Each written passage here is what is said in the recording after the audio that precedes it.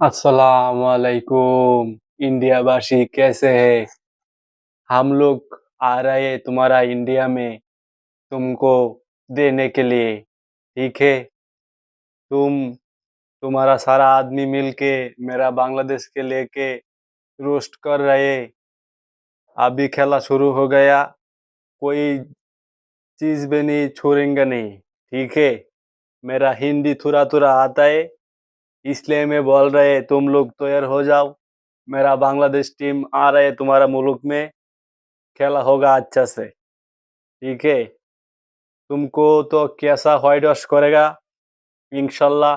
अल्लाह पाक सहाय रहेगा तो इंडिया को अच्छा तरफ से इंडिया टीम को व्हाइट वॉश करके वापस आ जाएगा मेरा मुल्क में बांग्लादेश में इंशाल्लाह। बांग्लादेश टीम में ये पावर है। अभी मेरा मुल्क में शुरू हो गया। ज्यादा दिन तुम्हारा टीम तुम्हारा मैनेजमेंट ने दुर्नीति किया, इसलिए हमारा टीम ने जीते जीते हार गया। तो अभी ऐसा नहीं होगा। हम लोग जीत हुए वापस आ जाएगा मुल्क में इंशाल्लाह। जैसे पाकिस्तान टीम को हम लोग हराया, ऐसे बेहाल दशा तुमको बनाएगा इंशाल्लाह। तुम लोग तैयार हो जाओ।